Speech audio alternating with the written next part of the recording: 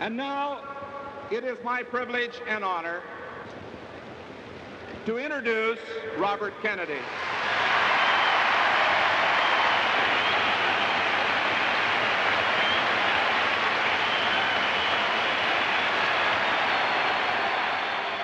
On a hot August night in 1964, Robert F. Kennedy mounted the podium at the Democratic Convention in Atlantic City.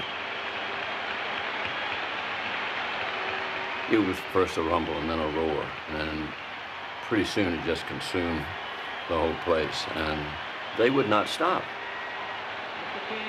They simply would not stop. I don't know, 15, 16, 17, 18 minutes, I don't remember how long it was. I only remember that I couldn't stop crying. It didn't surprise me that they would not let him speak, not let him, not let go of him. He was the representation of what they had lost. And if the delegates had a sense of loss, imagine what his feelings were. Every day, every hour, every minute, he felt the loss of his brother. 10 months before, President John Kennedy had been assassinated in Dallas. Bobby had given his life to his brother as confidant, protector, lightning rod. Now his brother was gone, and he was left to carry on alone. He was not really built for the spotlight. He was built for the wings. He had to fight against a basic shyness, a basic nervousness in public. Many times I would stand behind the stage and I would see his leg shaking during a speech or his hand shaking. He wasn't unnatural, but that all had to change when his brother was assassinated. And I think change is the motif of his whole life and career. He really becomes something much larger than what he was when he began. He becomes stronger through suffering. The pandemonium went on for 22 long minutes. As the crowd grew quiet, he bared his grief, enshrining his brother in words from Romeo and Juliet. When I think of President Kennedy, I think of what Shakespeare said in Romeo and Juliet, when he shall die, take him and cut him out in little stars, and he shall make the face of heaven so fine that all the world will be in love with night and pay no worship to the garish sun.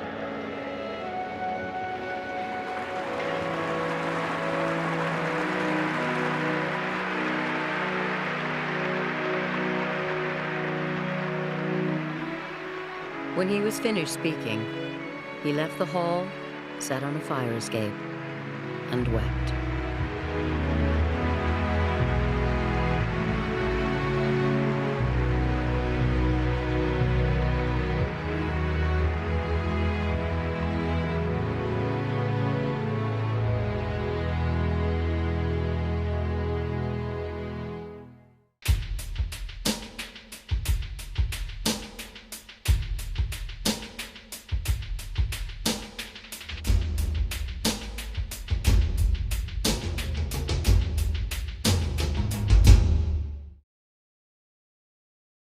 In the spring of 1952, Massachusetts Congressman John Kennedy was keeping up a brave face while his campaign for the United States Senate unraveled into chaos.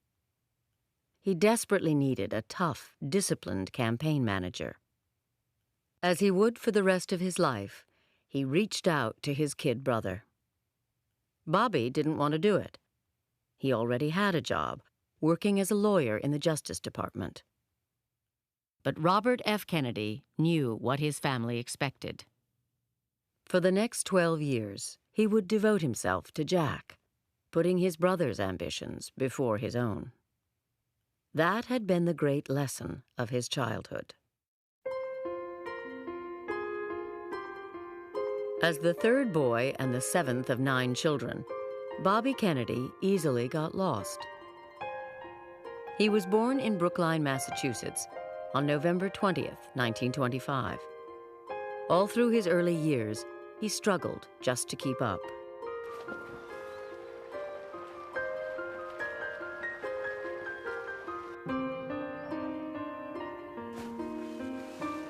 Everything was a competition, within the family and without.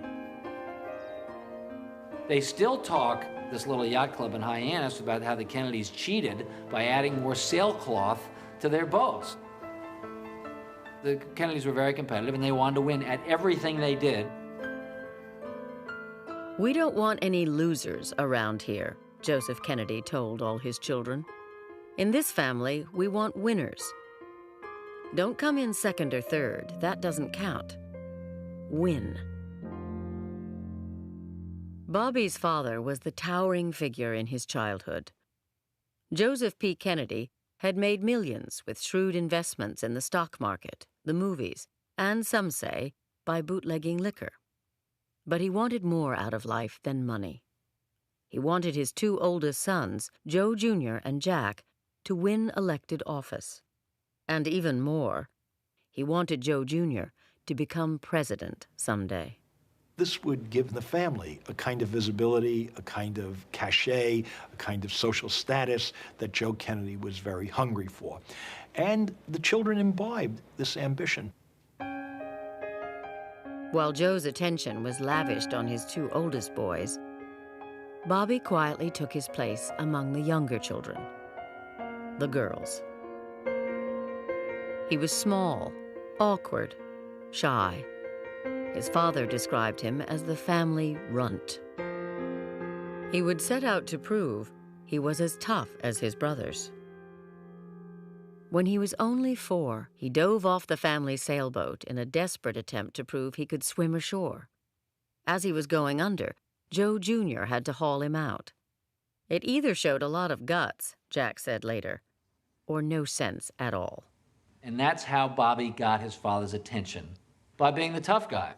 But beneath that toughness, there was always the softness and the sensitivity. He was a mama's boy. In fact, his grandmother worried that he was too much of a sissy, too much of a girly boy, because he clung to his mother's skirts. Rose Kennedy was a devout Catholic, and Bobby absorbed her religious intensity. He made his first communion when he was 7 and went on to become an altar boy and attend a school run by Benedictine monks. Bobby Kennedy grew up with a strong sense of right and wrong, good and evil. Like his brothers, he was toughened by the rigorous demands of his father, but he disguised as well a gentler nature. Bobby, a friend said, was truly in touch with his emotions. He was saved by being overlooked.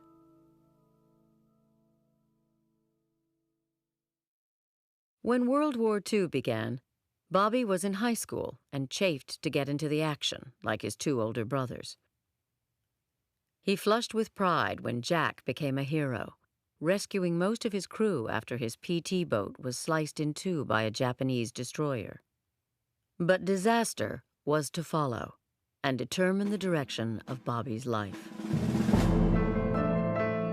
In the summer of 1944, Joe Jr. volunteered for a near-suicidal mission to pilot a plane loaded with dynamite toward an enemy target and then parachute to safety.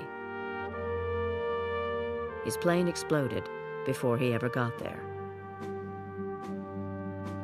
Joe Jr. was dead, along with all the hopes his father had invested in him. Now it would be up to Jack to realize his father's ambitions, and it would become Bobby's role to help him. But Bobby was young, only 18, still struggling to determine his own destiny. In 1948, he graduated from Harvard, went on to law school, and then became the first of the Kennedy boys to settle down. 24 years old, he married Ethel Skakel, wealthy, outgoing, athletic, so devout she had almost become a nun.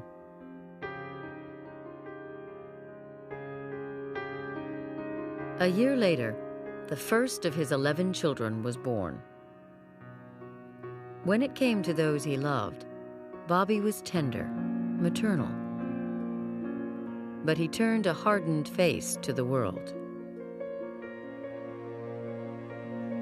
He was particularly edgy and volatile, and I think unhappy when he was in his early 20s. He was an angry young man. I mean, he was always getting into fistfights.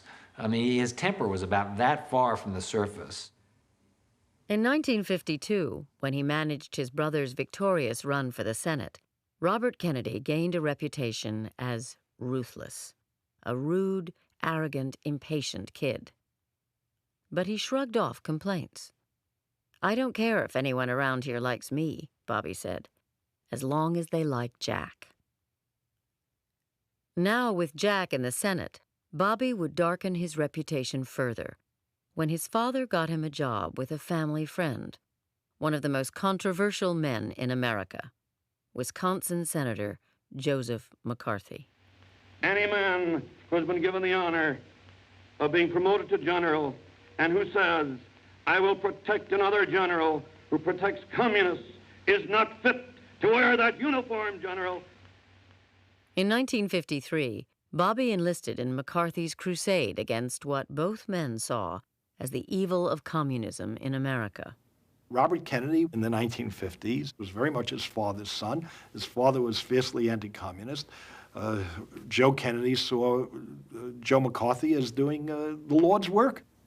History thinks of Joe McCarthy as this virulent red baiter, but Bobby Kennedy was a black and white moralist at this stage of his life.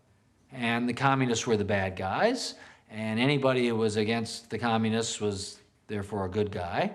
And so he liked the kind of black and white morality that Joe McCarthy was selling. What was striking about Bobby was not that he worked for Joe McCarthy so much, but rather that he admired Joe McCarthy and became very close to Joe McCarthy. So when McCarthy was conducting his investigations into suspected communists, Bobby enthusiastically joined in this role.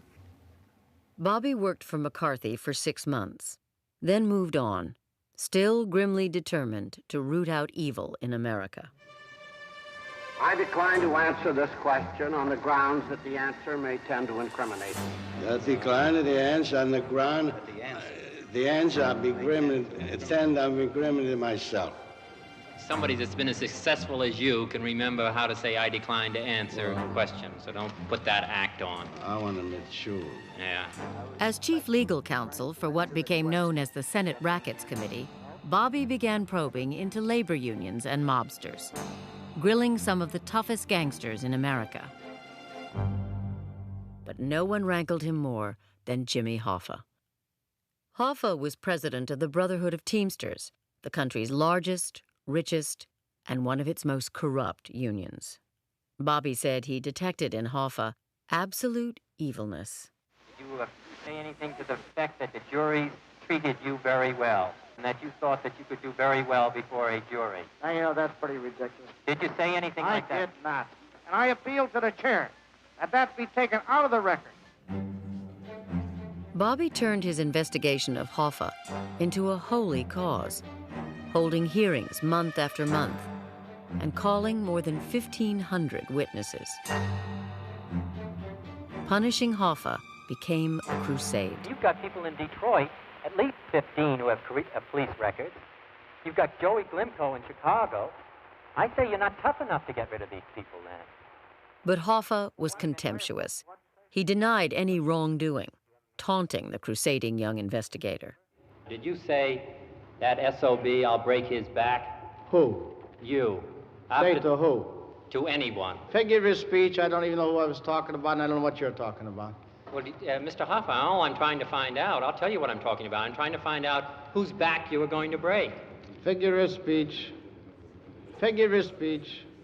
I used to love, Hoffa said, to bug the little bastard. Bobby could never bring Hoffa down, But his zealous efforts won him the attention of the nation's press, much to the delight of his brother Jack, who was a member of the Senate Rackets Committee, too. "Two boyish young men from Boston," wrote a reporter in Look magazine, "have become hot tourist attractions in Washington."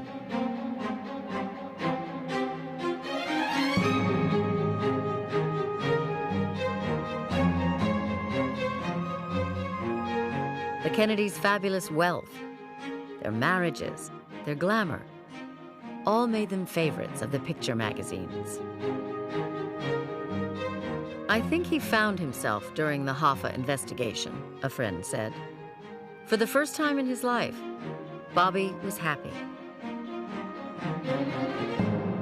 But in September 1959, Bobby resigned from the Senate Rackets Committee where he had made his mark.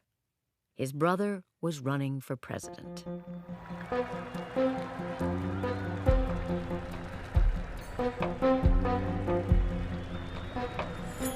When Jack set out to win the Democratic nomination, Bobby once again put his own ambitions aside. He would do whatever it took to get his brother elected.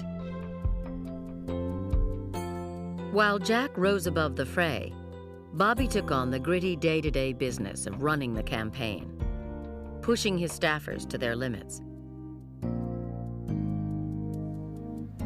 attacking Jack's opponents, becoming the campaign's dark driving force. As one journalist put it, whenever you see Bobby Kennedy in public with his brother, he looks as though he showed up for a rumble.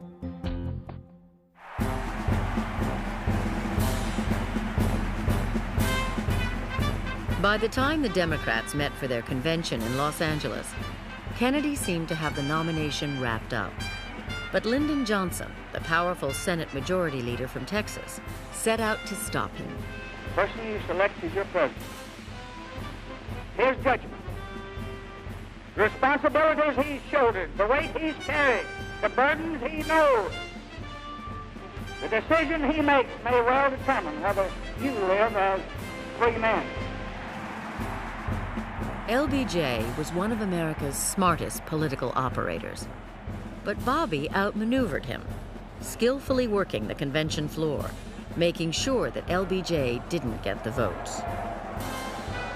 Mr. Chairman, Wyoming's vote will make majority for Senator Kennedy. John Kennedy was nominated overwhelmingly on the first ballot. Now, all that was left was the choice for vice president. When he chose Lyndon Johnson, he set into motion a sequence of events that left Bobby and LBJ smoldering with resentments that would never go away. From the very first, LBJ and Bobby detested each other. It was, as Johnson politely described it, a matter of chemistry. It was just oil and water. Bobby was very moralistic. Integrity meant everything to him. And LBJ was a politician. Robert Kennedy spoke the word politician as if it were an obscenity. He hated the backslapping, log rolling, all of the horse trading of politics, the sort of thing that Lyndon Johnson absolutely loved. Bobby dislikes Johnson intensely, but Jack Kennedy is calling the shots. And what Jack Kennedy understands is that as a Northeastern Irish Catholic, he needs very much to get Southern votes. And so it becomes essential to bring someone like Lyndon Johnson onto the ticket. But once they let out the word that they're going to make Lyndon Johnson the vice presidential nominee, Labor and liberals in the party throw a fit. Bobby is charged by his brother with the responsibility of talking Johnson off the ticket. Bobby confronted Johnson in his hotel room and told him flatly that JFK no longer wanted him to be the vice presidential nominee. LBJ didn't believe him. Insulted, he refused to quit. Johnson wants to be vice president. He's not going to back down. He's not going to give up. And he thinks that Bobby is operating without Jack's approval. Bobby's been out of touch, Jack leaked to a reporter. He doesn't know what's happening. Bobby is absolutely taking the fall for his brother here, and that suits John Kennedy perfectly well. And Johnson has fallen for this head fake, but it is absolutely inconceivable to anybody who knew the Kennedy brothers that Robert Kennedy would be acting on his own to split up his brother's presidential ticket within hours of the deal being sealed. And I am grateful, finally, that I can rely in the coming months on many others, on a distinguished running mate who brings unity and strength to our platform and our ticket, Lyndon Johnson. Lyndon Johnson will never forgive Robert Kennedy for this. The manner of the selection of Lyndon Johnson as vice president severed the relationship between the two of them permanently, and there would be no turning back. For the rest of his life, Johnson will say that John Kennedy offered me the vice presidency, and in the dark of night, Bobby Kennedy came downstairs to try to take it away from me. The election of 1960 was too close to call. JFK won by only 120,000 votes. As one Kennedy aide described it, a gnat's eyebrow. Bobby had driven himself relentlessly, and JFK was forever grateful. He's the hardest worker, he's the greatest organizer, President John Kennedy said. Easily the best man I've ever seen.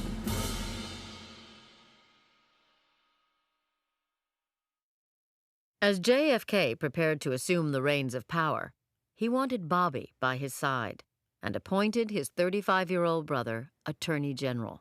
It was a controversial appointment. He had never been a lawyer in a courtroom. And it was nepotism. I mean, he was the brother of the president. His experience was zero. He'd been a lawyer for Senate committees, a zealot with no understanding of the terrible responsibilities of an attorney general. I was appalled. I thought it was a simply awful idea.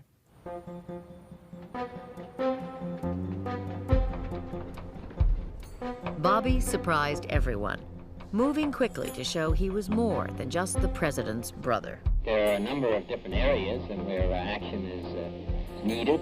I think that in the field of organized crime, I think it's a very serious situation that's facing the country at the present time. Within 2 weeks of taking office, he became the first attorney general ever to declare war on crime. He proved a hard, tireless worker, and his casual, freewheeling style was a striking departure from the formality of bureaucratic Washington. He was unlike any other attorney general I've known. He wandered around in his shirt sleeves. He had his big, huge dog, Brumus, in his office. The kids came in, the children's drawings were on the wall. If you saw Bob Kennedy in a tie at his office, it would be way down open. His office was a place of constant motion and doing things unexpected, breaking the schedule. He was not a sit-behind-your-desk man. But just 3 months after Bobby had started his new job, he received an urgent summons to the Oval Office. The president was face to face with disaster. JFK had gone along with a CIA plan to invade Cuba with a small army of Cuban exiles. The president had been assured that the Cuban people would rise up against the communist government of Fidel Castro and revolt. But the CIA had been wrong. Bobby watched helplessly as his brother wrestled with catastrophe. The invaders were under attack. Castro's army was taking prisoners. "They can't do this to you," Bobby said. But the invasion failed. JFK had fumbled badly. Now, the president would turn to his brother for advice and counsel, as he never had before. Traditionally, attorneys general have nothing to do with foreign policy. But after the Bay of Pigs, John Kennedy really wanted Bobby by his side, helping him to make the decisions on everything.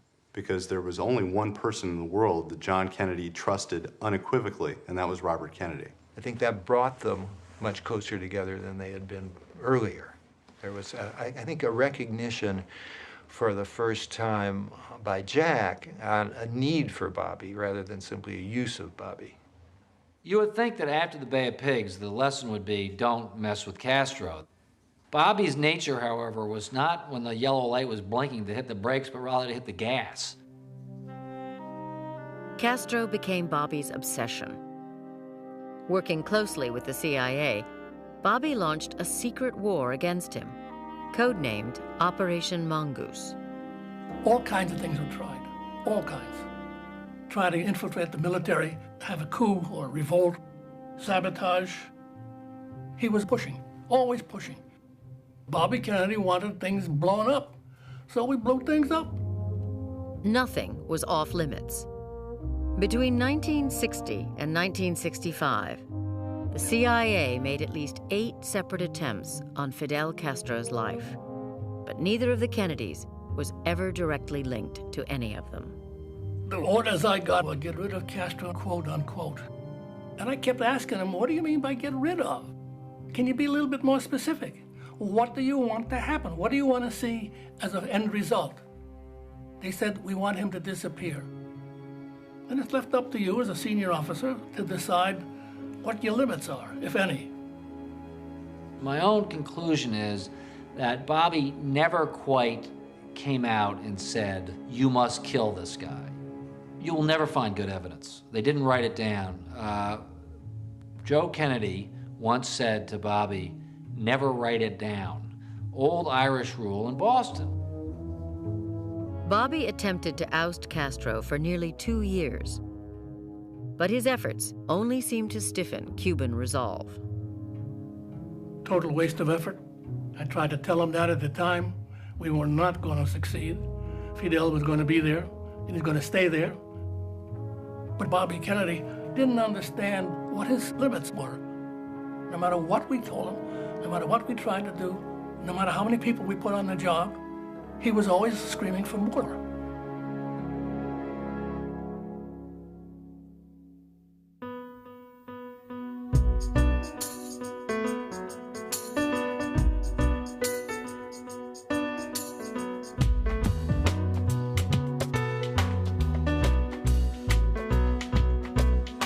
By the end of 1961, Bobby Kennedy was 36 years old and the father of 7 children. After a long day at the Justice Department, he returned home to a Civil War mansion just outside of Washington called Hickory Hill. It was a household where there was constantly something going on. Bob was overloaded with work, but he always took time for those children.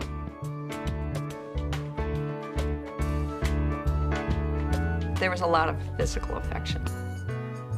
Saturday or Sunday, all the children would pile into my parents' beds and tickle each other, and it was called a tickle tumble. Well, of course, there were plenty of dogs, plenty of horses. My brother Bobby collected, reptiles. We had a coatimundi, hawks, falcons. It was a menagerie.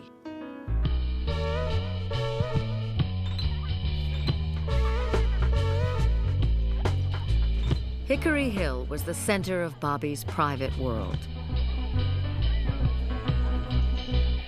To be invited to a Hickory Hill party signaled acceptance into an exclusive community of power and privilege. Hickory Hill party was a weird mixture of kind of fraternity party and high-minded salon. And it was kind of a fun mix of both, because they did talk about serious issues. They had Hickory Hill seminars where they would bring in famous people to lecture about child development or juvenile crime or the future of the Cold War. At the same time, they're goofing around and they're playing charades. It was an odd mixture of high sophistication and childish hijinks. There was a childlike quality to Bobby Kennedy. Bobby was always asking what flavor ice cream you like, and his favorite was chocolate. There were always plenty of games, including Bobby's favorite, touch football. I really didn't like to play the Kennedy brand of touch football. The rules were crazy. They made up the rules as they went along, or they had their own rules. I played a couple of times, but I'd usually try to find something to do. You know, somebody had to make a phone call, or have to go to the bathroom. They were so competitive with each other, it was no real fun to play.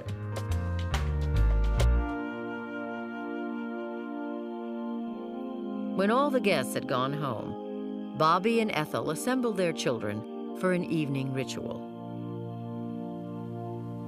My mother and my father shared a belief that we are on Earth for a short period of time and that we are actually children of God. We prayed every night that John Kennedy would be the best president ever and that my father would be the best attorney general ever.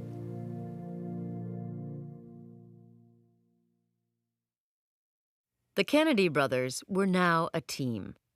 Jack needed his brother, and nowhere more than with a problem that had begun to tear the country apart: the struggle of African Americans for equal rights. In the spring of 1961, a group called the Freedom Riders set out to integrate bus stations across the South. In a little Alabama town called Anniston, an angry mob attacked them, burning their bus, beating them mercilessly.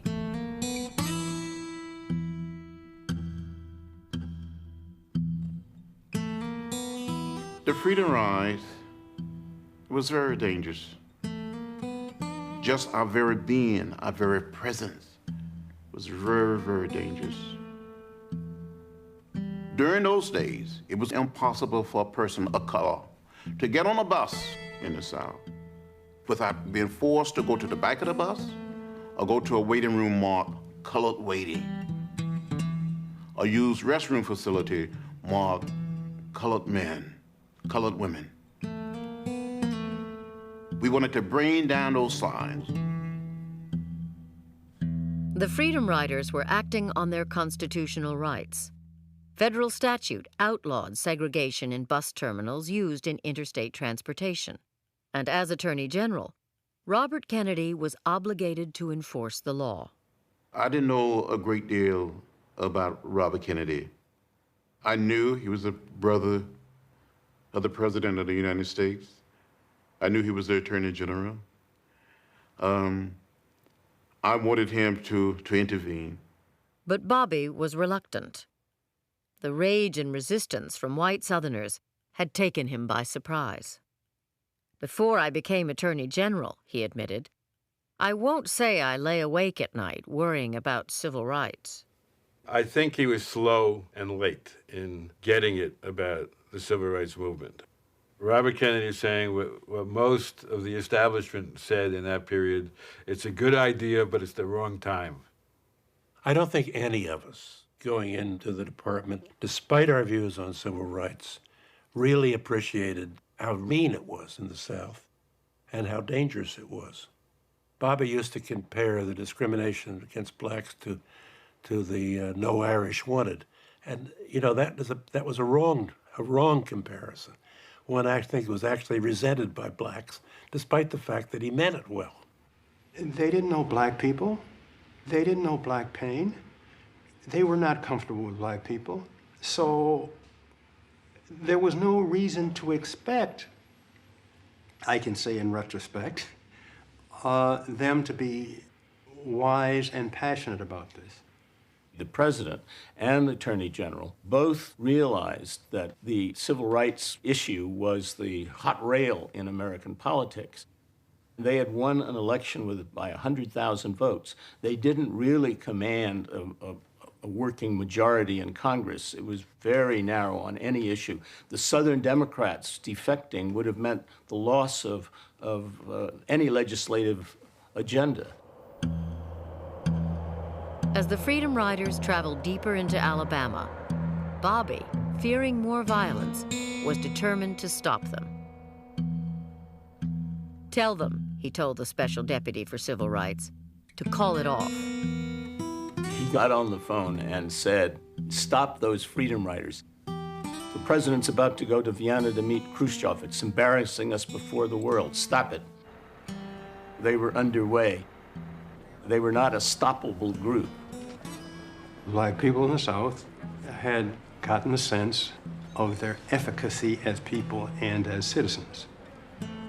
And to have Bob Kennedy's Justice Department tell them what to do would have been taking a major step backward. Who are you going to listen to? Are you going to listen to the black people of the South, or are you going to listen to the kid from Massachusetts? Well, that's an easy answer.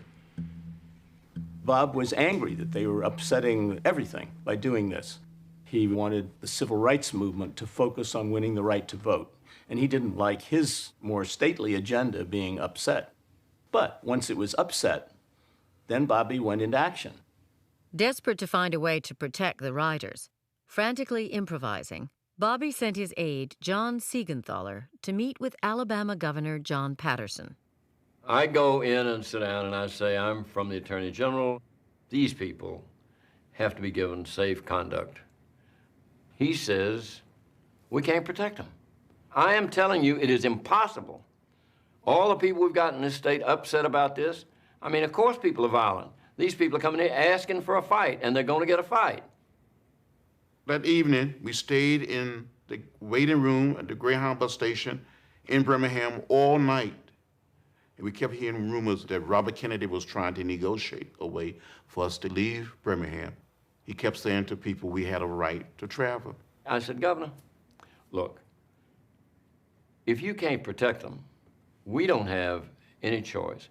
Either we got to have marshals come in and protect them, or troops come in and protect them. That's the last thing you want. The last thing, when he banged the table, he said, if marshals or troops come into Alabama, blood will run in the streets.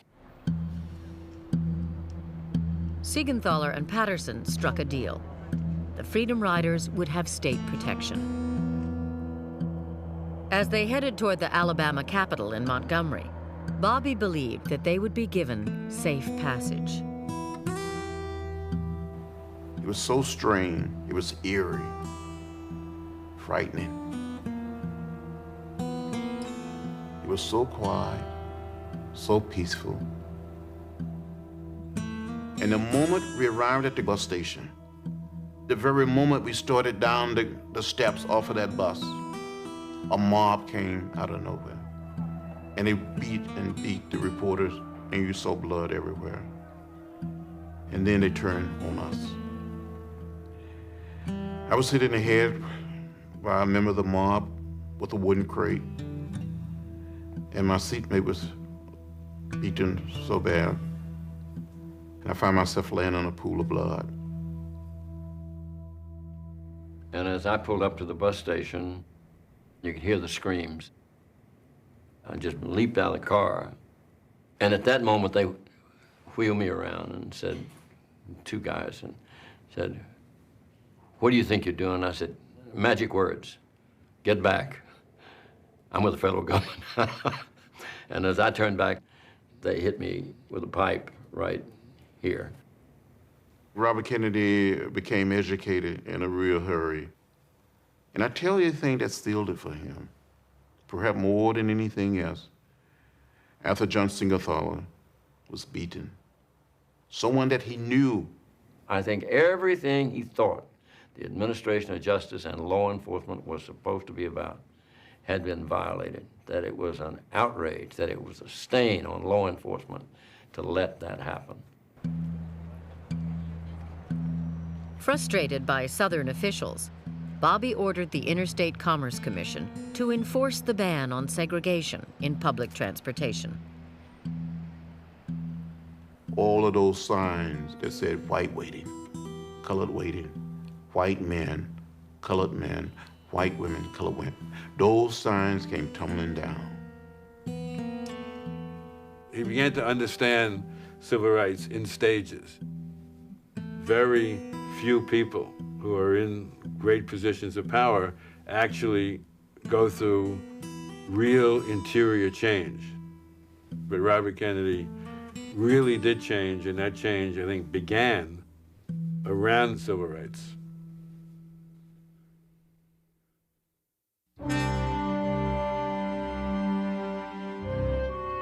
While civil rights protests and demonstrations continued, the Kennedy administration was faced with yet another crisis.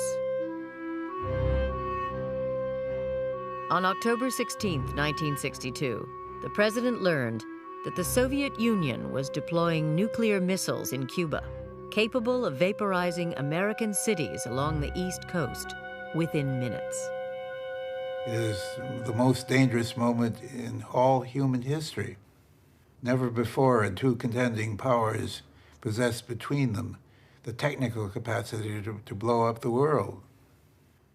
As the president's advisors debated the American response, Bobby's first instinct was to lash out, pressing for airstrikes to destroy the bases, even for an invasion of the island itself. On the first day, when they discover the missiles, all Bobby wants to do is stage a provocation and bomb Cuba. I mean, he's a complete and total hawk, but this is the significant part. He changes his mind. After hours and hours of intense debate, Bobby began to reconsider. "We've talked for 15 years about the Russians making the first strike against us," he said, "and we'd never do that. Now, to do that to a small country, it's a hell of a burden to carry."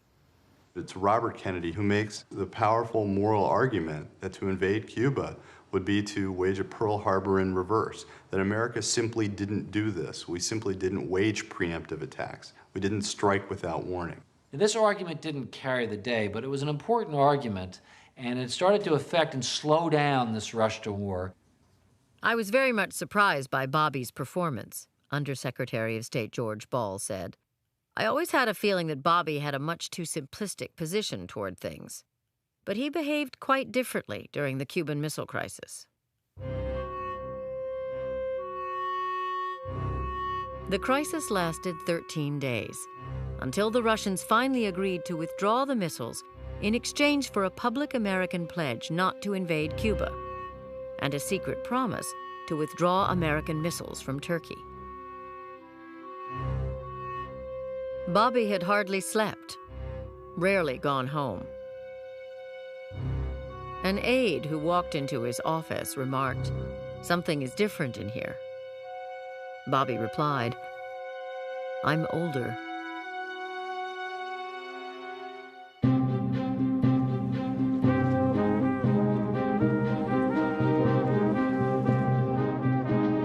The thing that is hurting us most is the continued existence of segregation and discrimination. And we think we are rendering a great service to our nation. For this is not a struggle for ourselves alone. It is a struggle to save the soul of America. While the Kennedys were confronting the Soviet Union, the civil rights movement had not gone away. Bobby was determined to help, but on his own terms. He was growing increasingly exasperated with the man who was emerging as the movement's most conspicuous and inspiring leader, Martin Luther King. Tension between King and Bob Kennedy was inevitable. Here was an uncontrollable force, a moral force, a person who was as much his own man as Robert Kennedy was. Bob liked to, control his agenda, and King's business was to, overthrow people's agendas. King, I think, worried about Bobby. He worried that he wasn't morally committed enough. He didn't sense the passion in Bobby. On the other hand, he had great hope that Bobby's readiness to use power would be turned to civil rights. He had hope, but he worried. On May 3rd, 1963, King sent nonviolent protesters into the streets of Birmingham to boycott the city's segregated businesses. As the Birmingham police used high-pressure hoses to disperse them, Bobby watched it all on television. Many of the protesters were children.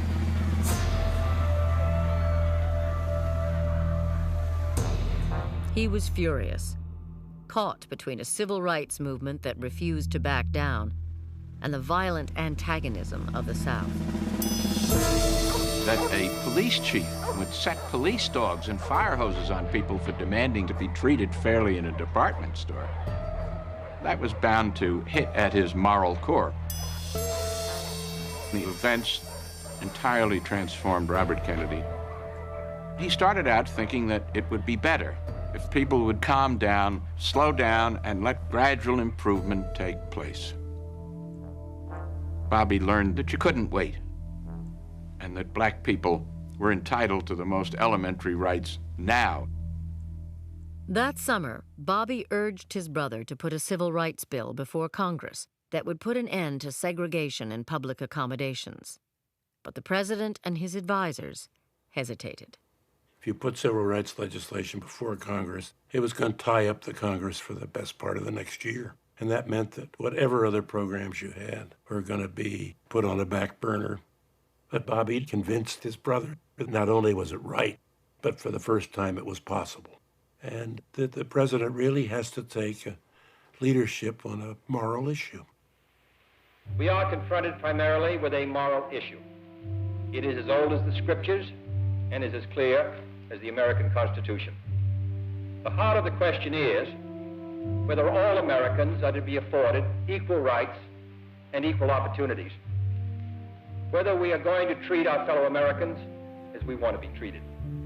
It was probably the first time in the history of our country that an American president would say that the question of civil rights, the question of race, was a moral issue. And he had the encouragement of Robert Kennedy to push him in this direction. Robert Kennedy was learning. He was growing. He said to me, "John, I now understand the young people have educated me." And you can see it, you can feel it. And Robert Kennedy, during that period, became so convinced, not just as a politician, not just as the Attorney General, but as a human being, that it was time for there to be some major steps to end racial discrimination in America. While Bobby increasingly empathized with the civil rights movement, that fall he authorized a wiretap on Martin Luther King, at the request of one of the most powerful figures in Washington. FBI Director J. Edgar Hoover hated King, insisted that King was a communist threat, and placed him under close surveillance. Bobby acquiesced. If there were communists in the civil rights movement, he wanted to know about it. But there was another reason. Bobby was afraid of Hoover, not for himself, but for his brother. Jack was a promiscuous guy who took great pleasure in having a lot of women around him, and he was careless about this after he became president, almost to the point of recklessness. Bobby knew that Hoover was a blackmail artist. He knew that Hoover had files on his brother. Hoover had heard that Bobby wanted to fire him, and he wanted to use President Kennedy's sexual habits to essentially blackmail the administration to make sure that he kept his job. There's no question Bob regretted that he had authorized the wiretapping of King, but Hoover was somebody that everybody was intimidated by. If Hoover ever released any of the information he had, allowed it to be known, what would happen to the Kennedy presidency?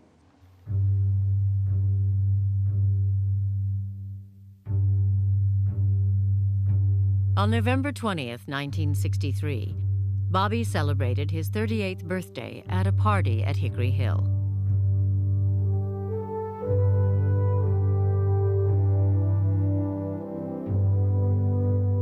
The president stopped by to wish him well. He was about to leave for a political trip to Dallas. He said he was looking forward to it.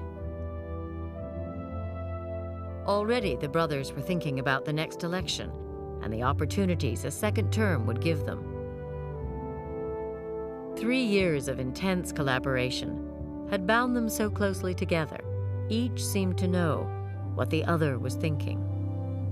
No sooner did one of them begin a sentence than the other knew what he was saying. They understood each other so well that they talked in a kind of shorthand.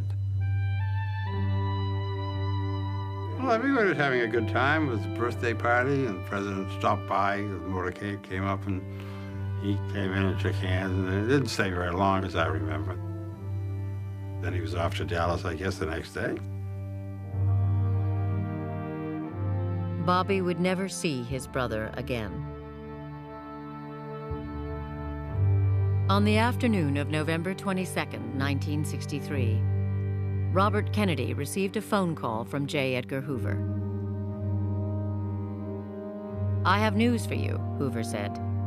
"The president's been shot." 30 minutes later, the phone rang again. Bobby's brother was dead.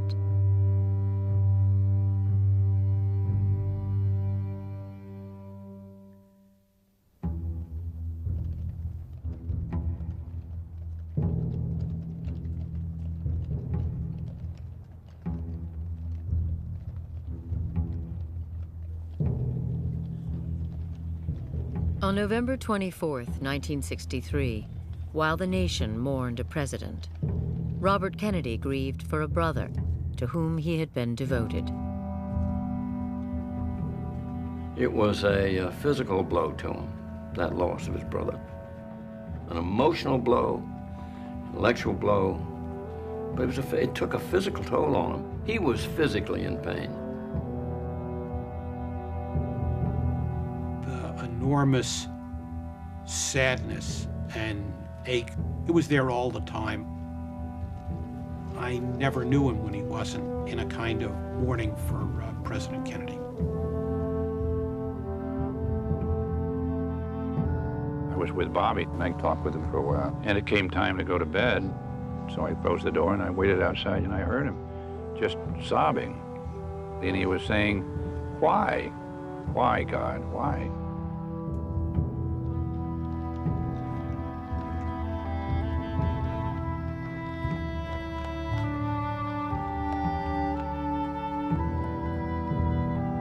I think that Bobby found himself bereft, alone, and the inheritor of not only a family ambition, but a national myth.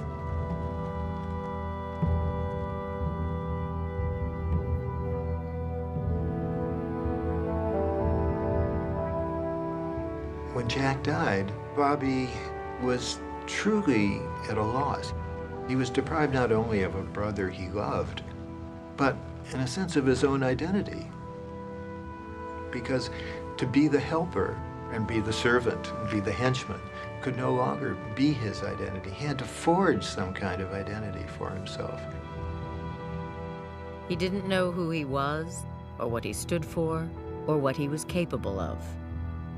His brother's legacy was his to bear. Now, he would have to struggle to create a legacy of his own.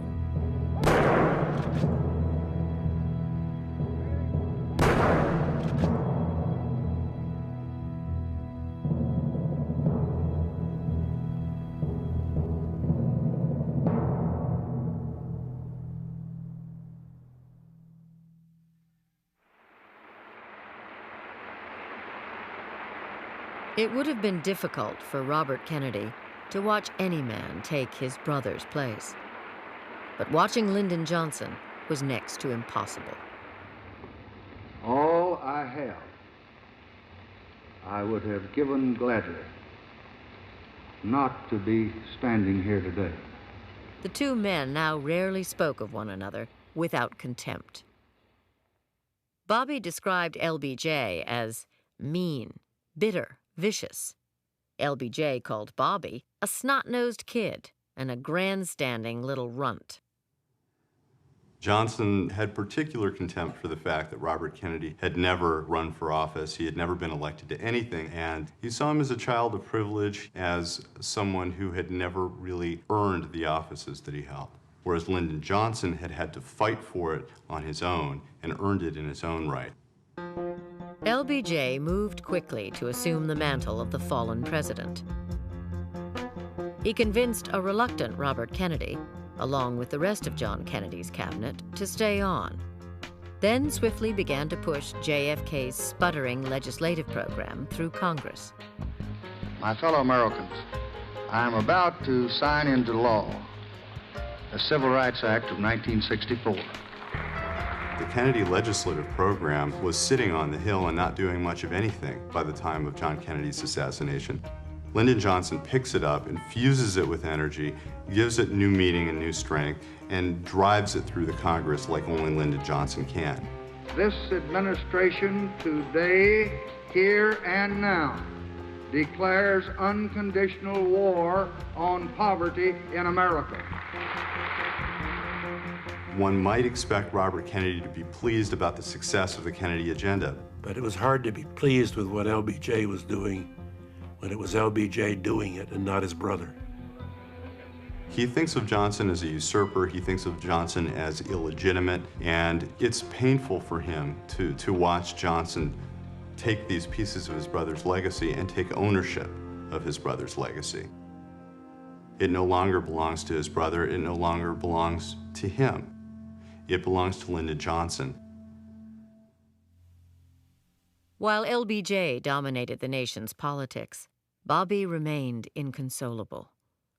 He was a haunted man, forever dwelling on his loss, as if cultivating the pain helped keep his brother's memory alive. He took to wearing his brother's old jacket, although he often forgot it somewhere, as if the jacket was at once a connection to his brother and a kind of burden he desperately wanted to leave behind. Pain was etched on his face. He told me he couldn't sleep. He'd lost weight.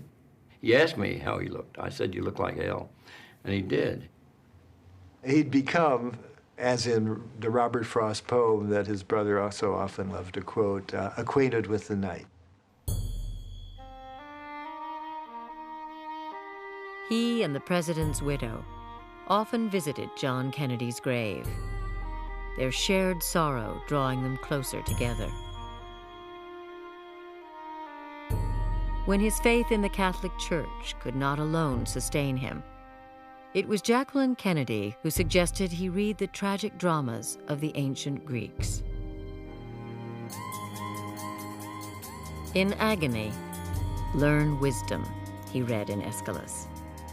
Injustice is the nature of things. Grief humanized him.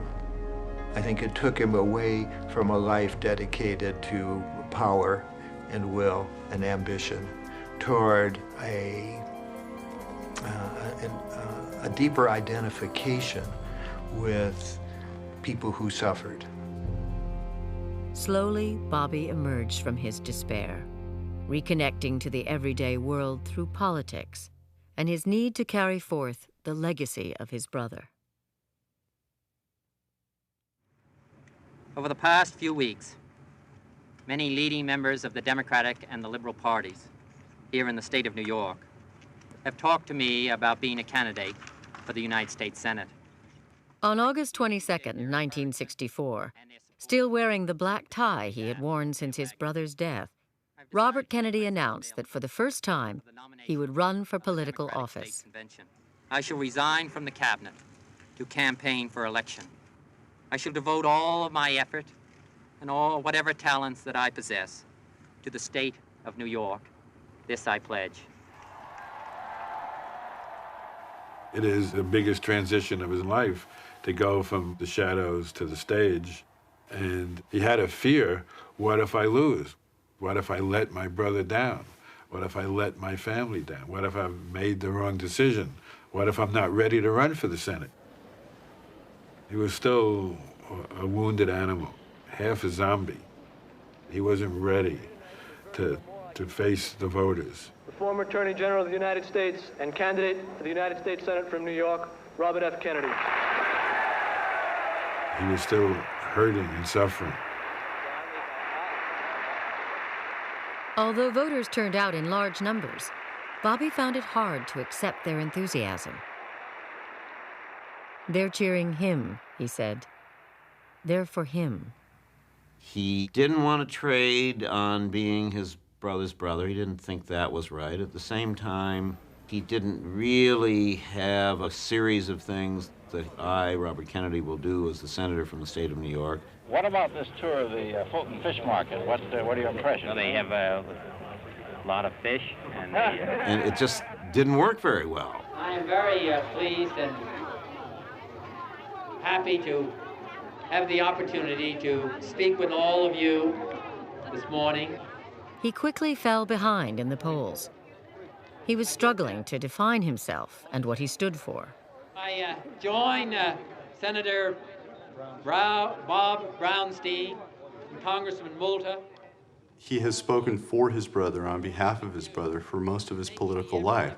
Suddenly he's a figure in his own right, but he can really only see himself as fulfilling his brother's legacy, doing what his brother would do if only his brother were still with us. I think we started something 3.5 years ago. I think it was started January 1961, and I think this election is what we're going to keep it going. He quoted his brother almost obsessively. He had a lot of the hand gestures of his brother. And it was easy to believe for a minute, and you didn't have to close your eyes to do it, that John Kennedy was still with us. And if we want to continue that effort, then we have to elect a Democratic administration. Bobby was at war with himself, his need to emulate his brother, battling with his desire to find his own voice. I think that this election's important, because I think that there's a lot that needs to be done. It's an intolerable situation, and it has to be changed. If I'm elected to the United States Senate, I intend to fight for that. Despite the cheering crowds, as the campaign wound down, the election remained too close to call. Much to Kennedy's chagrin, there was only one man who could help him. The United States needs a young, dynamic, compassionate, fighting liberal representing New York in the United States Senate, Bob Kennedy. It had to stick in RFK's craw to have to accept anything from Lyndon Johnson. Bobby had trouble hiding his distaste, but he was a pragmatist. LBJ may have hated Bobby, but he wanted a Democrat in the Senate. When all the votes were counted, LBJ had helped put Bobby over the top. For all of us who are elected on this day, all of us now have a responsibility. Our job has just begun. But even victory could not relieve his melancholy. If my brother was alive, Bobby told a friend, I wouldn't be here. I'd rather have it that way. That night, Bobby called LBJ to thank him for his help. We got a lot to be thankful for, Bobby, and give our love to Ethel, and let's stay as close together as he'd want us to. Fine. That'd be fine, President. Congratulations. Tell all that staff of yours that ain't nobody going to divide us, and I'll tell mine the same way, and we'll move ahead, and I'm proud of you. Thanks very much, and thanks for your help. Thank you for calling. Made a hell of a difference. Thanks.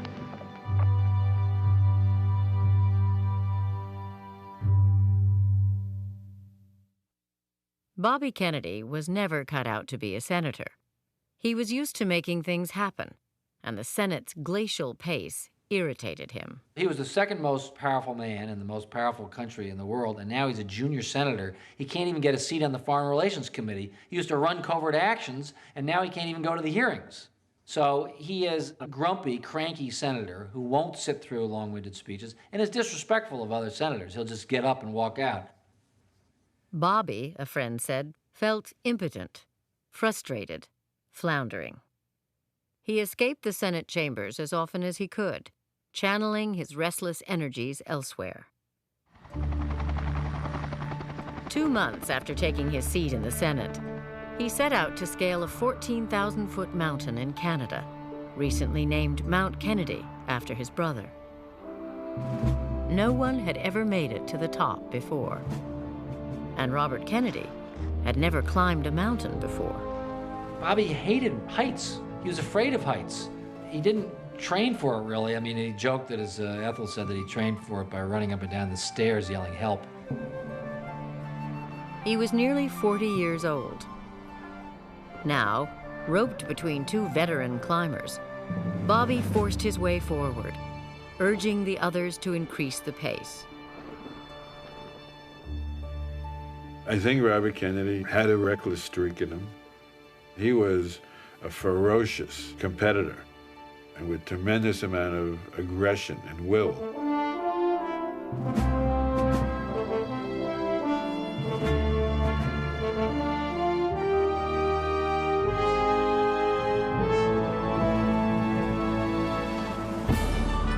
After 2 days of climbing, nearing the top, Bobby moved ahead and reached the summit alone.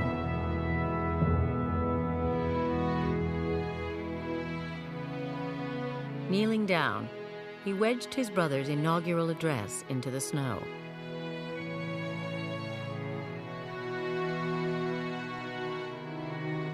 For a moment, he stared off into the distance. "I didn't really enjoy any part of it," he said later. It was a daring exploit and a media sensation that would have delighted any politician. But American politics were about to take a darker turn. Bombs had begun to fall on a small, impoverished country in Southeast Asia.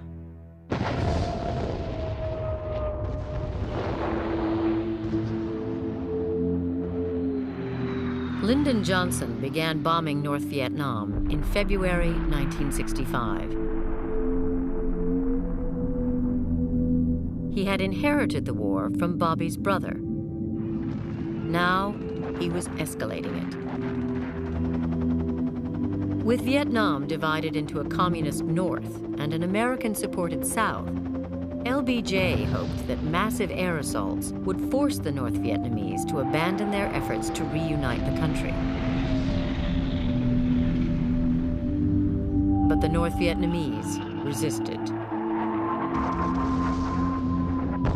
For the next 3 years, Robert Kennedy's fate would be increasingly bound to the outcome of a war on the other side of the world. Bobby had been committed to the war when his brother was president. Now that LBJ was in the White House, he continued to support its objectives. The loss of Vietnam, he told an aide, would mean the loss of all of Southeast Asia and have profound effects on our position throughout the world. Bobby is a cold warrior. He shares the worldview that communism is a threat and it's advancing and that you have to contain it. So he doesn't question the underlying assumptions of the Vietnam War. He embraces them and endorses them.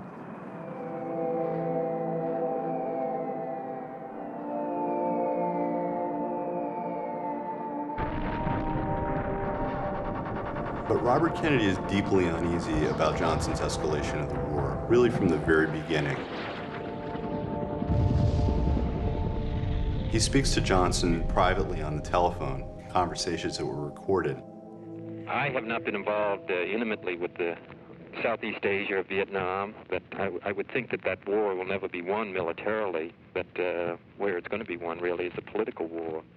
Military action obviously will have to be taken, but unless the political action is taken concurrently, in my judgment, I just don't think it can be successful.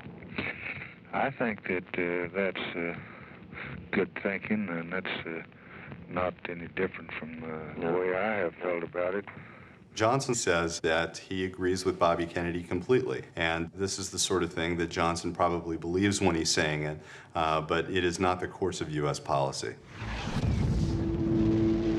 All through the spring of 1965, Johnson continued to up the ante. He had already sent 75,000 American soldiers to Vietnam. That July, he sent 50,000 more. As the war drifted out of control, Bobby began to tentatively air his doubts in public. May I ask you the direct question, do you support fully his present policy on Vietnam? Well, I basically support the policy, Mr. Spivak. I have some reservations about whether we're doing enough in the economic and the political field, and I also have felt for some period of time that a major effort had to be undertaken in the diplomatic field. Robert Kennedy believes that America needs to bring Ho Chi Minh to the table to negotiate. Johnson, meanwhile, is taking the opposite course, which is to escalate, to try to bomb Ho into submission. For the rest of 1966, Bobby said little about the war. Instead, he turned his attention to problems at home. He would begin to speak out on behalf of the dispossessed, and as he reached out to them, he would transform his sense of himself.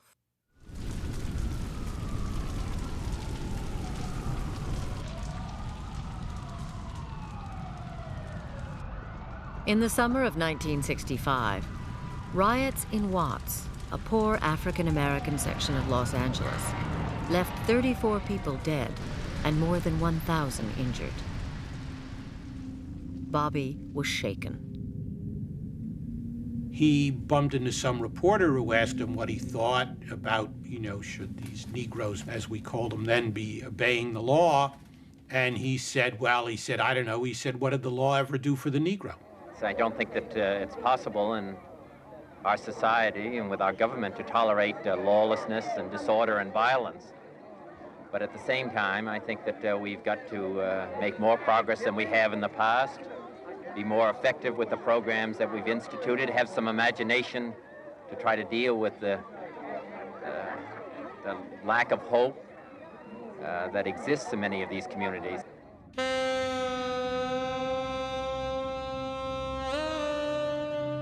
In a neighborhood in Brooklyn called Bedford-Stuyvesant, Bobby Kennedy meant to show the nation what could be done about poverty.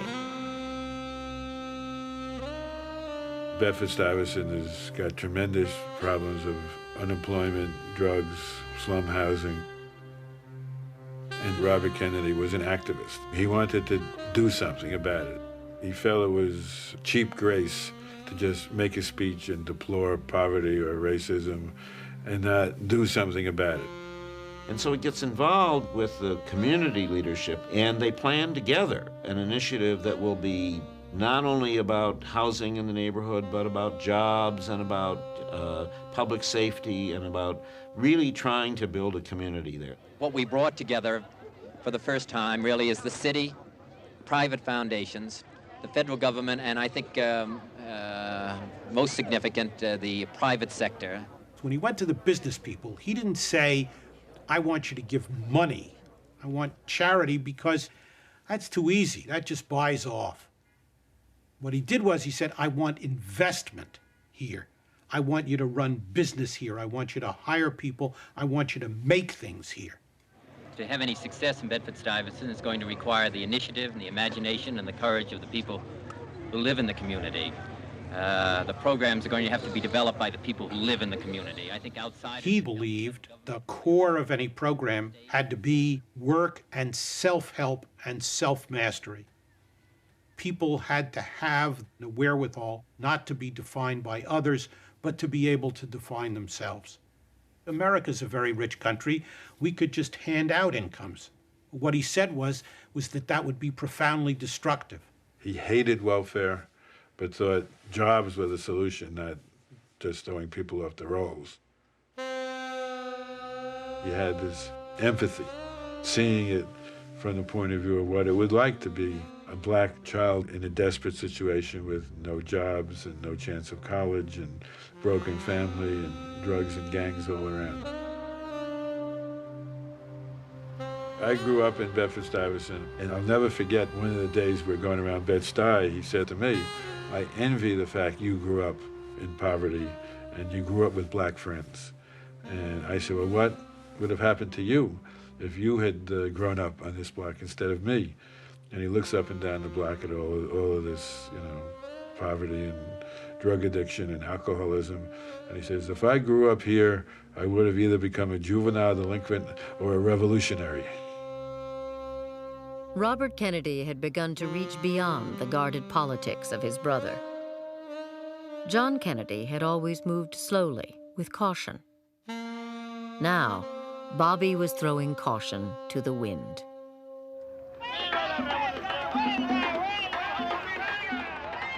In March 1966, Kennedy flew to California, where his Senate subcommittee was investigating the causes of a strike by migrant grape pickers. Robert Kennedy walks into the hearings, and the witness is this sheriff who is explaining to the committee how it is that he's arresting these demonstrators who are legally picketing. If I have reason to believe that there's going to be a riot started and somebody tells me that there's going to be trouble if you don't stop them, then it's my duty to stop them. Well, then you go out and arrest them? Well, absolutely. How can you go arrest somebody if they haven't violated the law? They're ready to violate the law. In other words, just like these labor people out here, they ask their attorney, what shall we do? Could I suggest in the luncheon period of time that the sheriff and the district attorney read the Constitution of the United States?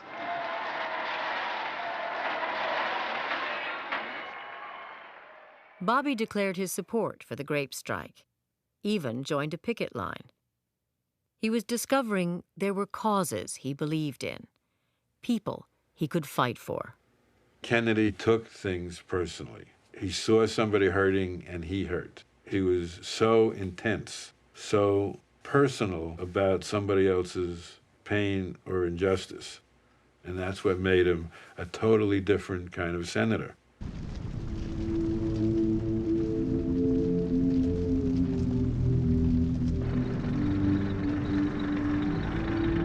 By the beginning of 1967, almost 400,000 Americans were fighting in Vietnam.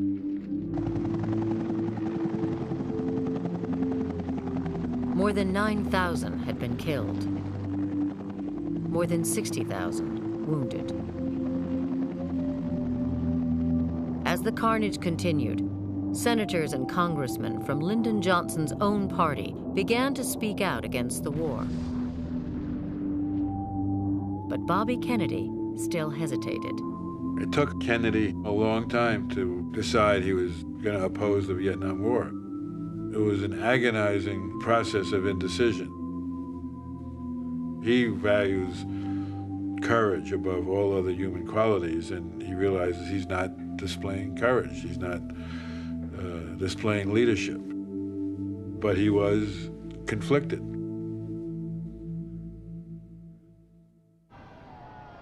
Not until February 1967 would Kennedy break decisively with the president, after a bitter confrontation in the White House.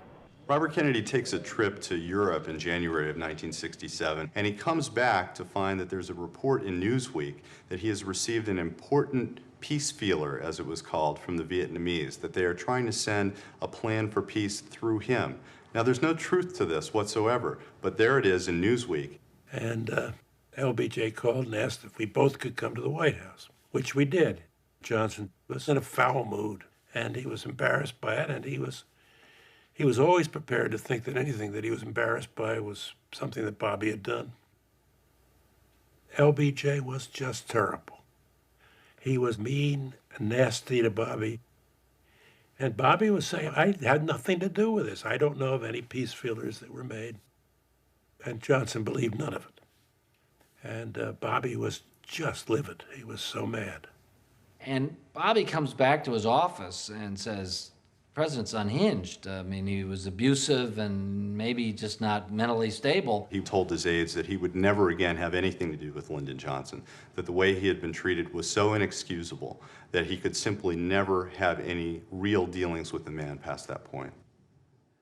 A month later, Bobby rose in the Senate, condemned the morality of the war, and then admitted his own share of responsibility.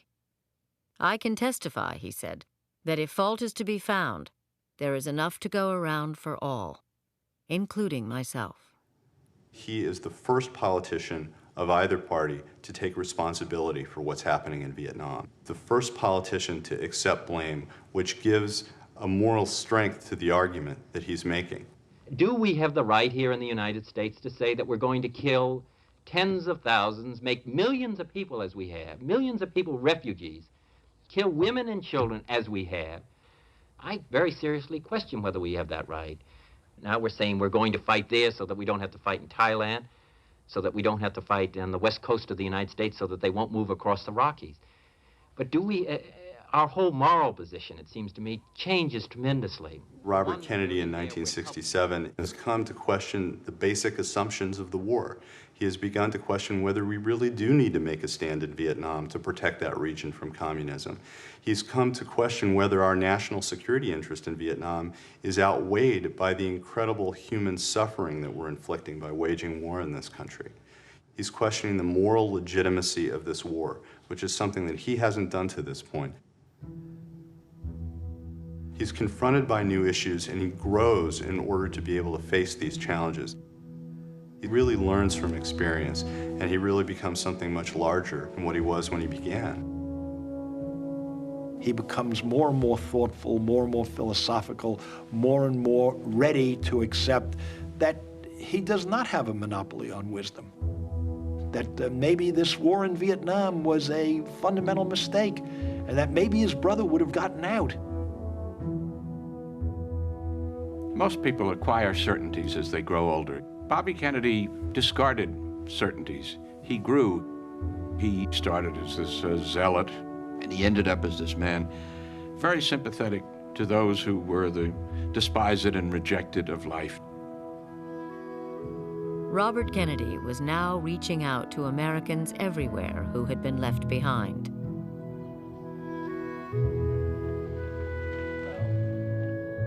He had fully awakened from his dark night of mourning.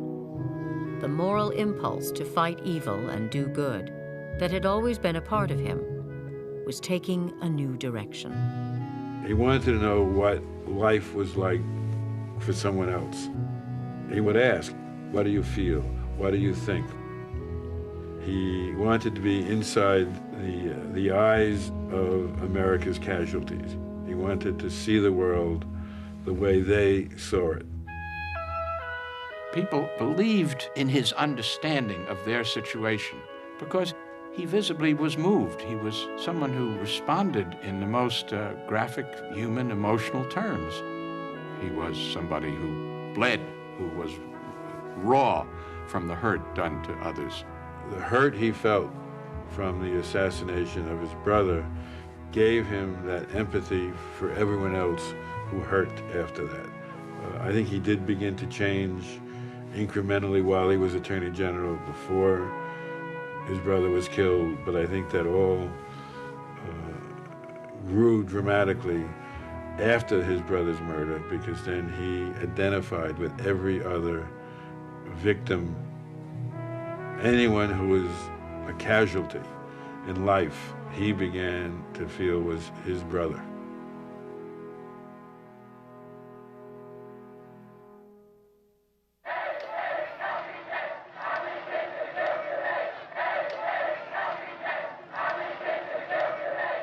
By 1967, America was in turmoil. Protesters against the war in Vietnam marched on Washington and bitterly attacked the president. With the election just 1 year away, they were desperate for someone to challenge him. Bobby Kennedy was besieged from all sides by people urging him to take on Johnson. But he hesitated, profoundly conflicted. "If I run," Bobby said, "I will go a long way toward proving everything that everybody who doesn't like me has said about me.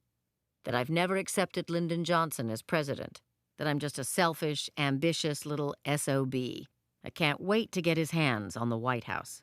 He is absolutely tormented by this decision he has to make, either to support Johnson or to run for president. I said to him, don't run. I said to him, you're not going to unseat Lyndon Johnson. He despises you. There's no way he's going to step aside if you get in. He'd love to take you to the convention and beat you. But he was caught in an emotional trap. It was as if inexorable forces were pushing him in the direction of running. And everything he was about in life was suddenly on the line. He was tortured about it. I remember talking to him, and he suddenly, this gusher came out about his feelings about Johnson, and he said, I know he's president today because my brother nominated him for vice president. I know my brother is implicated in the beginning of the Vietnam War.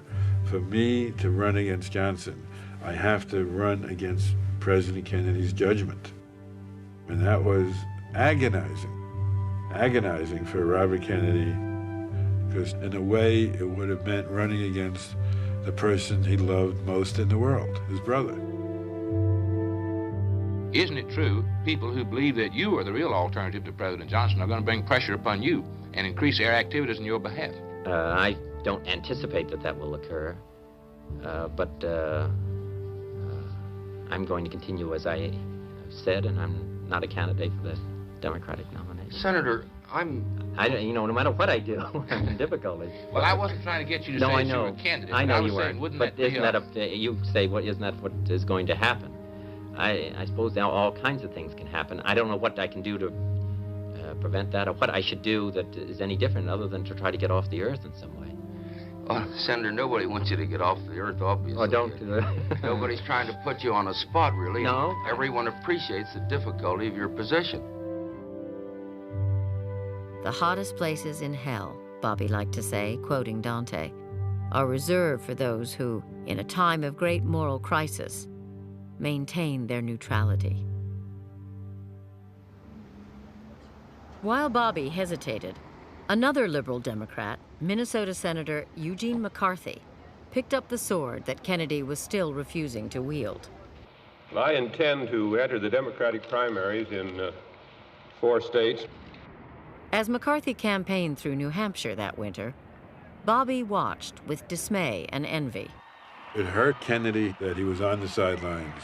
More and more college students were not just going to McCarthy's campaign, but were starting to heckle him. I mean, he spoke at Brooklyn College one day, and it was a big sign, RFK, hawk, dove, or chicken. And that was a razor in his heart. He was really reeling around about what's the right thing to do. But he did not see how it's practical to run. He took a poll in New Hampshire in January of that year that showed Johnson beating him there 67-9 or something like that. That was a pretty convincing argument. At the end of January 1968, a miserable Robert Kennedy finally reached a decision.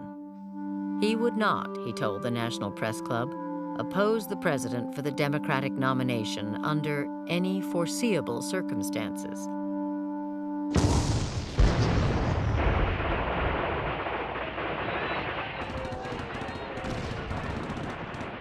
That very same day, Vietnamese communists launched a series of attacks that made him bitterly regret his decision.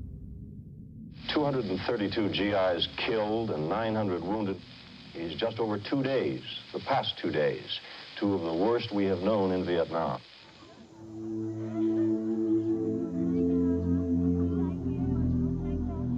The widespread fighting convinced many Americans that the war was far from over.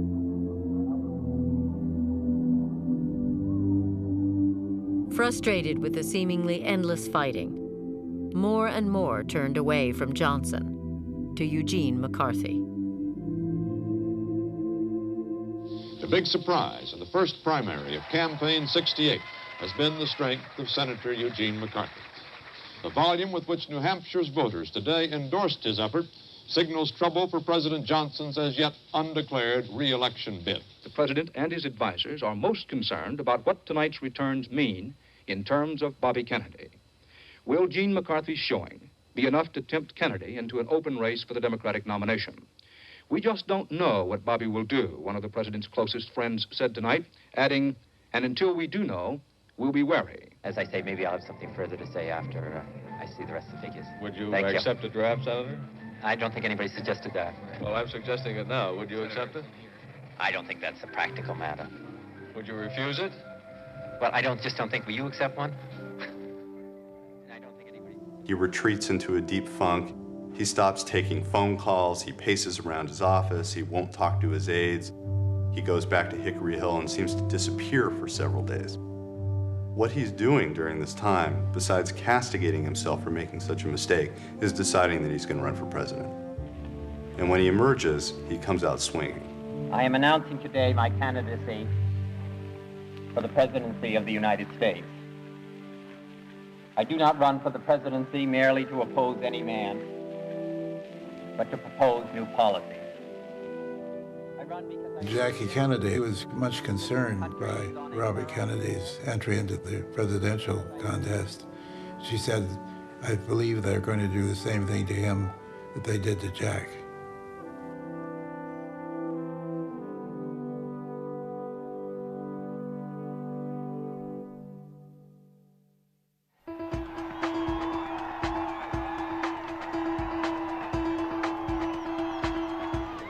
Kennedy's campaign in the state primaries was part politics, part crusade, part circus. In 15 days, he stormed through 16 states, with tens of thousands of people screaming his name.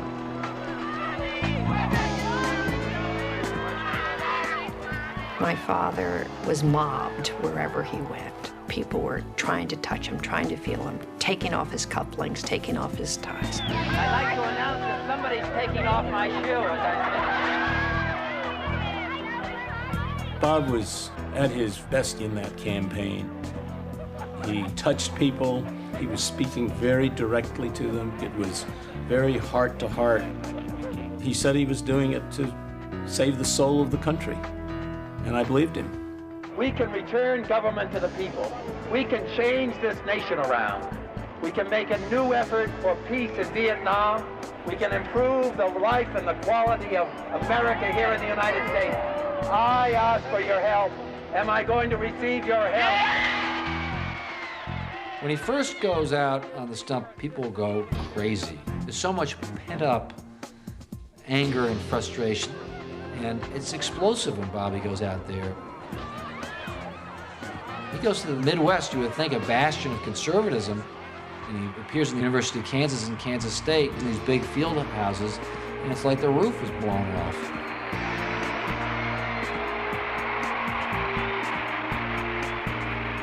We get there, and the place is just, not only is it packed, not only is every seat packed, the entire floor is wall-to-wall people. And there are people sitting on the girders, practically hanging from the ceiling. And an unbelievable cacophony of noise. 18,000 white farm kids in this big basketball field house. He gives this powerful speech against the war, all out, finally, like he's like a tiger let out of the cage. Our country is in danger, not just from foreign enemies, but above all from our own misguided policies.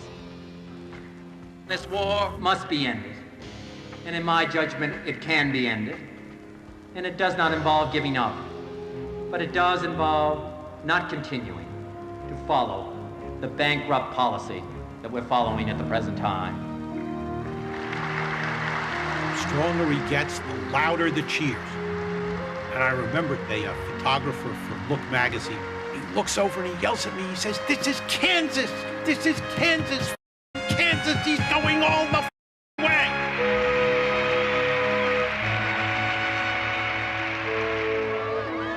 In spite of his wild popularity, Bobby knew he was fighting an uphill battle. The nomination was in the hands of the party bosses, mayors, governors, labor leaders, who would control the votes at the Democratic convention. "I have to win through the people," Kennedy told a reporter. "Otherwise, I'm not going to win." Then, on March 31st, 1968, he was taken by surprise, along with the rest of the nation. I shall not seek, and I will not accept the nomination of my party for another term as your president. With no warning, a physically and emotionally exhausted president had put an end to the contest with Robert Kennedy just 15 days after it had begun. "I wonder," Bobby said, "if he would have done this if I hadn't come in." 4 days later, Bobby flew to Indianapolis for a campaign speech in a black neighborhood. En route, a reporter had told him that Martin Luther King had been murdered.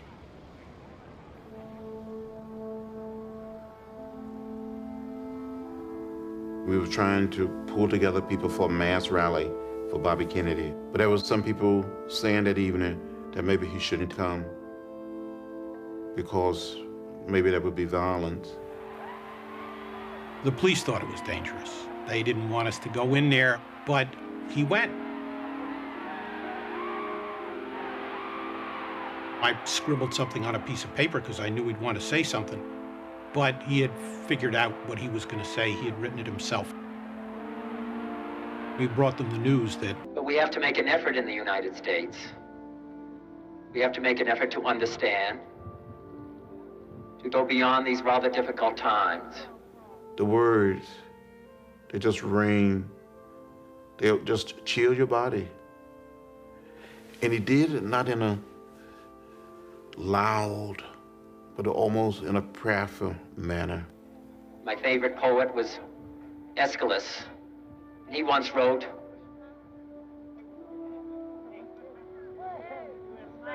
"Even in our sleep, pain which cannot forget falls drop by drop upon the heart, until in our own day despair, against our will, comes wisdom through the awful grace of God." In our sleep, pain that cannot forget falls drop by drop upon the heart, until in our despair against our will comes wisdom through the awful grace of God.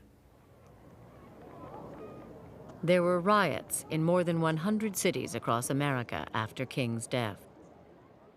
But that night, there was calm in Indianapolis.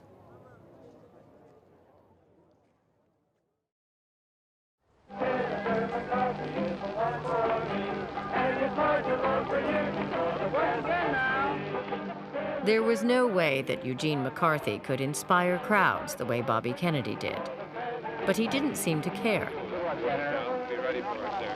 Cool and aloof, he appealed to white middle-class opponents of the war, especially college students, scornful of Kennedy's late entry into the race. Bobby Kennedy had a natural affinity for students, and it pained him deeply when the best students often signed up with Gene McCarthy. Robert Kennedy loved the McCarthy kids. He once said to me, "It drives me crazy that Gene gets all the A students and I get all the C students." On election night, Indiana voters gave Bobby the victory he wanted, but not the knockout blow he needed. This was his first face-to-face primary with McCarthy. He had to win it, and he did win it. But winning Indiana was just the first inning of a 9-inning game. A week later, Bobby proved that he could appeal to farmers, winning again, this time in Nebraska. Oregon was next. The attention of the nation is going to be focused on the state of Oregon. You could very well determine who's going to be the next president of the United States. But Oregon Democrats were mostly comfortable white suburban voters. They turned away from Bobby's campaign with its focus on race and poverty. For the first time ever, a Kennedy lost an election. "Let's face it," Bobby told a reporter, "I appeal best to people who have problems." He was devastated by that loss. He said, "If only we could have moved a ghetto up here for a day, we could have won this election." It was not going to be a victory march that he had hoped for. He had to win California. He just absolutely had to win.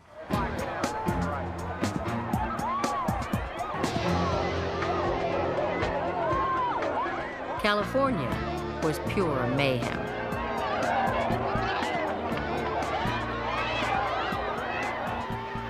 People treated him like he was some rock star. It was young people, it was blacks, white, Hispanic, just pulling for him. It was the most emotional adulation I've ever seen in politics, particularly in the black and Mexican areas. The Sunday before the primary, he invited me to ride in his car going through Watts and East LA. He said to me, I want you to see what I see. And I see this ecstasy in the eyes of blacks and Mexican Americans.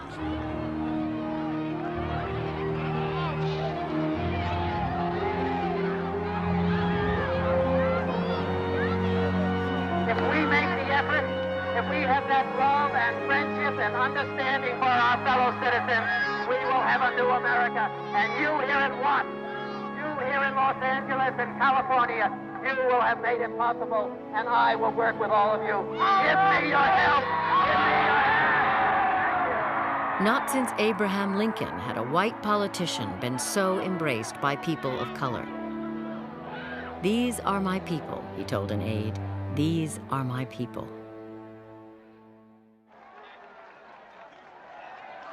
On the final day of the campaign, Bobby and Ethel rode slowly through San Francisco's Chinatown. As usual, there were no armed bodyguards or Secret Service agents. "You've just got to give yourself to the people and to trust them," Bobby said. "And from then on, either luck is with you or it isn't."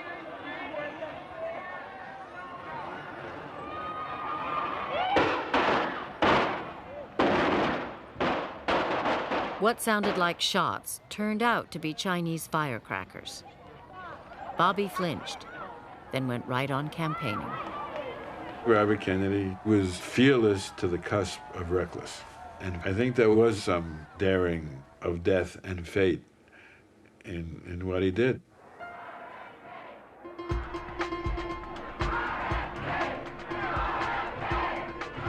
On election night, there was only good news. Bobby got the victory he needed, with blacks and Hispanics voting for him in overwhelming numbers. The 1,500 volunteers jamming the ballroom of the Ambassador Hotel in Los Angeles were ecstatic as they waited for Bobby to appear. It's a lot of people there. There are a lot of people. And everybody, really having a wonderful time and getting ready for a terrific party that was going to take place later. This was really his win. Hadn't been done by staff, hadn't been done by all these people around him. He did it. He had liberated himself from leaning on his brother's myth. He had found that inner voice. "I feel now for the first time," Bobby told an aide, "that I've shaken off the shadow of my brother."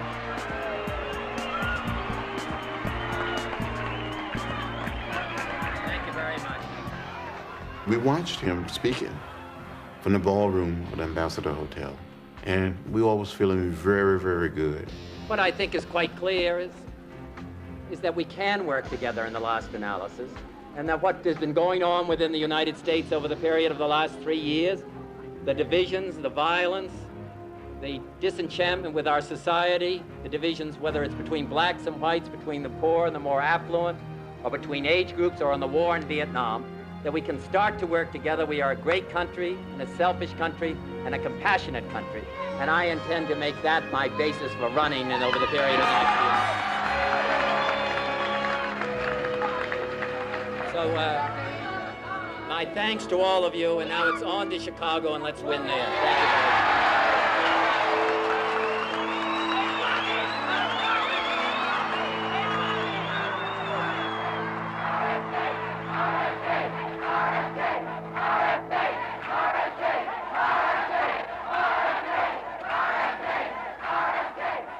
I left the suite on the 5th floor during RFK's acceptance speech and got into the ballroom just as he was leaving the podium.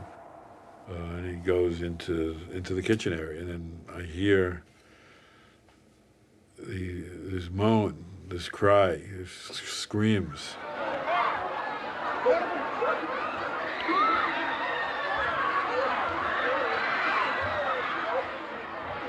As Bobby had reached out to shake the hands of the men and women who worked in the kitchen, 24-year-old Saran Saran fired a bullet into his brain.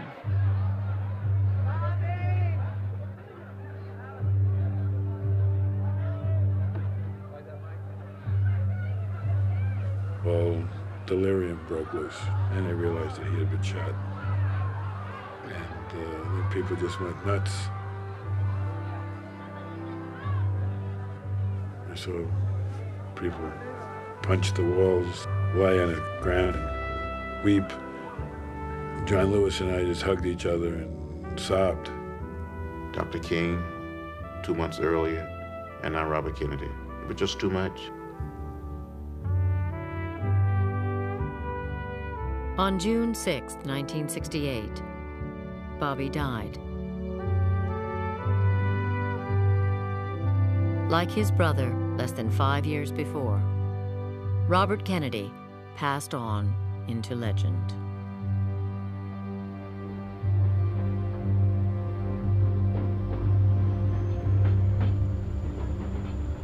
Two days after Bobby's death, his body was carried to Washington's Arlington Cemetery, accompanied by family and friends.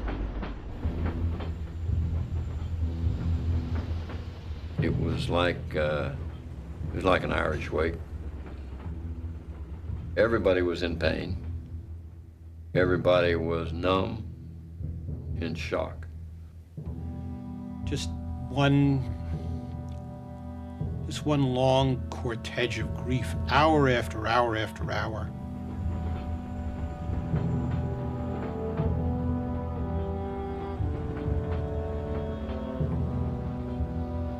And all along the way, you saw these unbelievable crowds carrying signs saying, "We love you, Bobby. Goodbye, Bobby."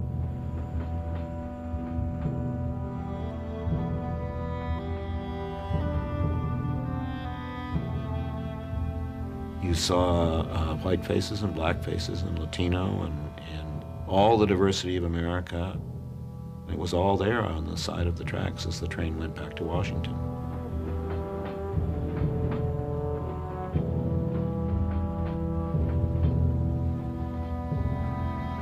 It was quite remarkable, really, what Bobby Kennedy suddenly meant to the American people. And I say suddenly because it had happened in just a couple of years, really. I mean, it would have been laughable to think of Bobby Kennedy as a presidential candidate in 1961. And it certainly wasn't laughable in 1968.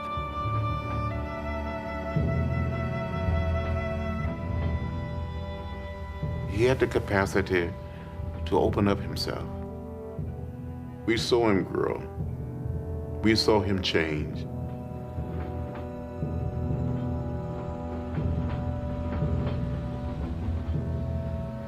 He was 42 when he was killed. We'll never know, would he really have gotten us out of Vietnam? Would he have really dealt with poverty and racism? But he was cheated out of his chance to test his ideas and his values. It seems to me that what we're doing when we mourn Robert Kennedy is mourning our own lost possibilities.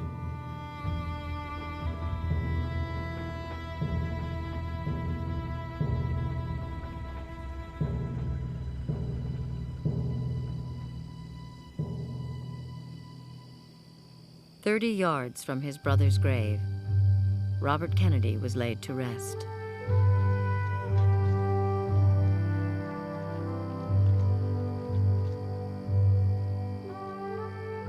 Carved on the marble gravestone are the words from Aeschylus that he could recite from memory. "He who learns must suffer, and even in our sleep, pain that cannot forget falls drop by drop upon the heart. And in our own despair, against our will, comes wisdom to us by the awful grace of God."